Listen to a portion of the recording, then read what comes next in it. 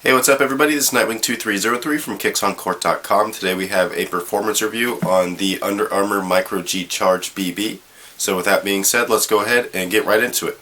So starting off with the traction, you have a solid rubber outsole, and it is broken off into two different sections. You have a complete independent forefoot section, and you have an independent heel section, which is divided up by this TPU spring plate.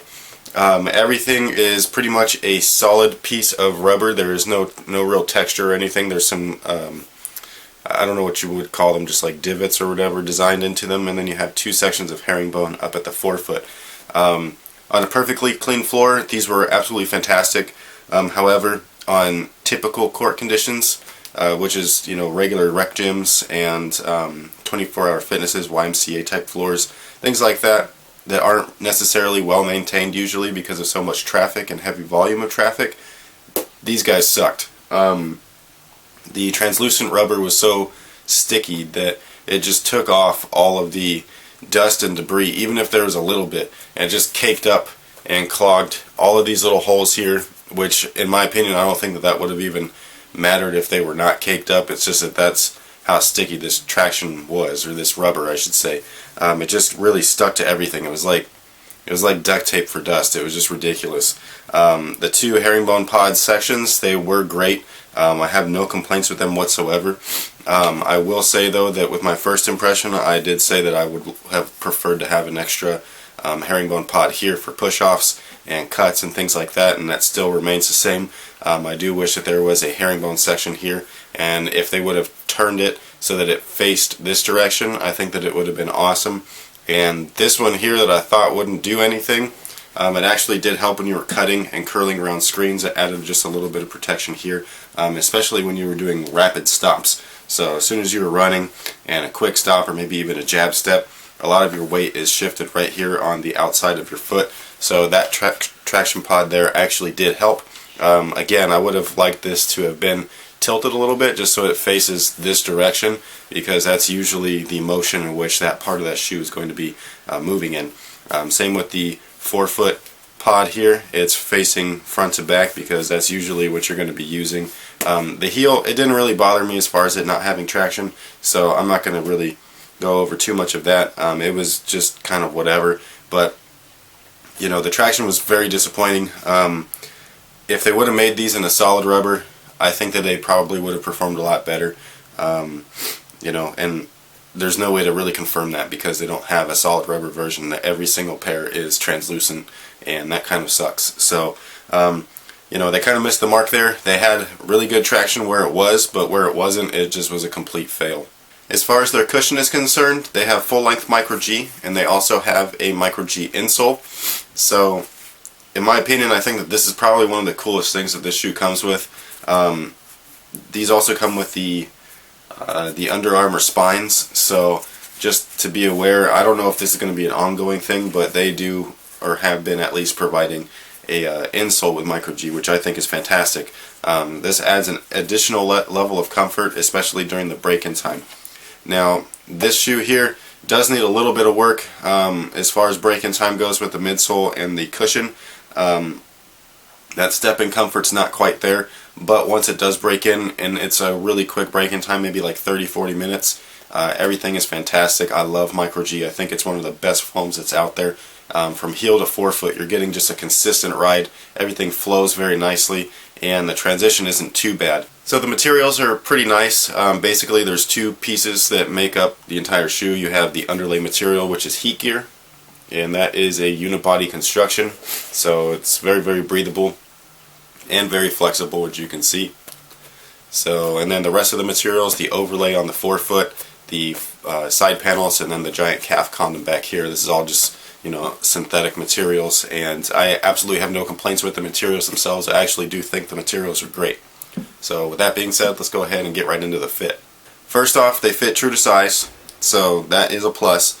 The downside is that because it's a unibody construction, all one piece, it doesn't contain your foot as good as I would have liked it to have. So once everything's in place and you have everything laced up, you do get a fairly good fit at the midfoot, but this forefoot here, because it's all that one-piece heat gear material, you do have a little bit of slippage in there. I do like my forefoot to be contained, especially since this is promoting forefoot movements and strikes. So you want everything to be kind of in place there, not moving while you're doing your movements, because if you're moving while the shoe's moving, it's not going to feel great. You're going to kind of feel off, and it's just going to kind of set you back mentally. So in my opinion, I think that they should have used a more narrow last and probably have tried to have made this heat gear a little bit more stretchy. That way they could have gotten a very, very snug one-to-one fit, similar to what you would get in maybe a compression sleeve, and then have the overlay materials on top of that to just kind of cage and keep everything in place, which is basically what this guy did here, but they didn't have it enough in the forefoot. As far as the heel lockdown goes, it's decent. It's just not anything spectacular with the way that it looks and the way that they promote it. You know, giving you the support of a high and the feel of a low. It's completely inaccurate, and it doesn't stay true to form. You know, the one thing that I noticed that was missing when I was playing in these is that when these are laced up all the way, you do have articulation here, but your point of lockdown is here, right above the midfoot, and then it jumps to the collar, and there's nothing here keeping that ankle directly in place. So you have a little bit of a flopping action here, because it's like really hard to keep this like super tight. So I thought that the fit was kind of a fail. You know, I was disappointed. I was expecting to have like the best containment and fit ever, and that is just not what I received. Ventilation was perfectly fine. I have no problems with it whatsoever. Again, they used the heat gear unibody construction as far as the underlay material goes, and I think that that material is just awesome.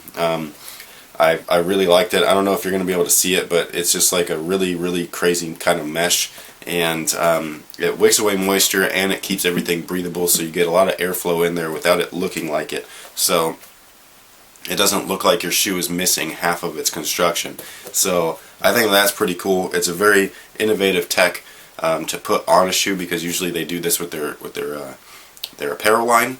So to kind of bring that into their footwear, I think was very smart. I just, again, would like to have seen it to be a little bit more contained as far as its overall fit. The overall support is pretty much what these guys are promoting, and it's the one thing that they do totally fail at. They do have a base, which is the TPU spring plate. I did not personally feel any spring whatsoever. I didn't have an extra bounce in my step or anything like that. Again, I used something similar to this with the Air Jordan 11, and same thing. I didn't notice anything, and that was a spring plate made out of carbon fiber. So what it does do, though, is just support your arch, which is good, and you know, at that it does its job. So the overall fit is where you're supposed to have gotten your support, this giant calf condom up here, and it just doesn't do anything. If the fit would have had an extra eyelet here, that way the security of the shoe didn't go from here all the way up to here. You're missing all of this area. So again, it's a flopping action, and everything is just kind of like loose. Especially the more that you play in these, the more that they break in, the more that the synthetic here gets stretched out. It's just not a good look. They would have done a much better job had they have just cut all of this stuff off and made them a perfect fitting low top. That would have given them the freedom of a low and the support that a player would require. You don't need additional support, especially running all the way up your calf like this, in order to get a supportive fit or shoe. So the support is something that they were boasting in their advertising for this shoe, and it's just something that just wasn't there whatsoever. Alright guys, so that pretty much takes care of the review on the Under Armour Micro G Charge BB. They did have some very good highlights to them. The cushion was definitely one of them. I love the Micro G, and I do love that they came with an additional Micro G insole. I can easily remove that from this shoe and put it in any other shoe that I want. So for me, that was a plus. The upper materials that they used, the heat gear, I thought it was fantastic. It just didn't fit very well. So those are the two things that I would like to see carried over into another model. I do think that if they added a little bit more traction, or at least got rid of the translucent sole and changed it out for a solid rubber sole, and then brought this shoe down to a very true to form low cut model, I think that they'd have a very solid performer. and it would sell much better than this guy right here, because my local shops still have these, and they're telling me that nobody's interested in them whatsoever just from how they look. You can go to my site for more at kicksoncourt.com. There are teasers on the Under Armour Spine, and I think that those are a very, very good model. Much better than this, and they're cheaper. So if you want to find out some information about there, just head over to my site. And same thing if you want the performance scores. If you want the performance scores on this shoe here, go over to my site and check them out. And thank you guys for watching. Thanks for all your support. So until next time, guys, have a good one.